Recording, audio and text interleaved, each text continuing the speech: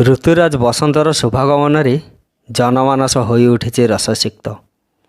प्रकृति राणी नवकिशल सरभयुक्त पुष्पराजर मंडित हो हसी उठुची। दक्षिण दिगरु मृदु मृदु मलया नील कर्मव्यस्त मनीष मन भरी देउछि अफुरंत आनंद। कविता को नहीं कवि सबुबले विभर जदिओ ए फूलभरा ऋतु कवि प्राण को स्पंदित करे कवितार समोहन महकित हो उठे ता जीवनर दिग्बलय।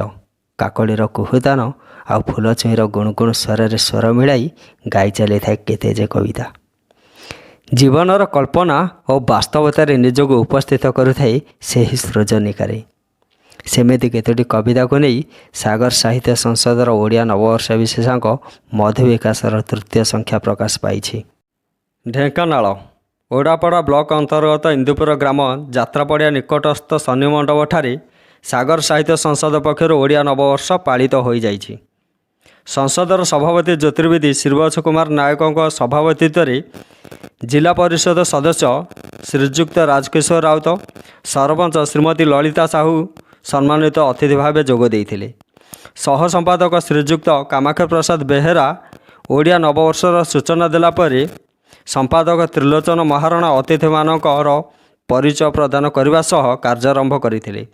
एही उत्सव रे संसदर नववर्ष विशेषांक मधु विकास उन्मोचित होगा सह कवयित्री दीपाली दीपान्विता सिंह प्रथम कविता संकलन नीललहरीमाला पुस्तक उन्मोचित होइथिला।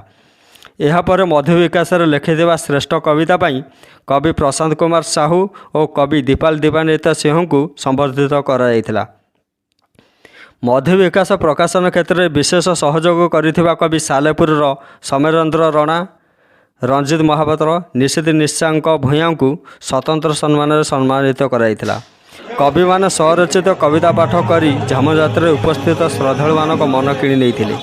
संसद पक्षर पणादान कराइथिला। कवि धनेश्वर सेनापति और उपसभापति हेमंत कुमार नायकों दृढ़ मनोबल जोगु उक्त कार्यक्रमटी शांति श्रृंखलार सह सफल होइथिला।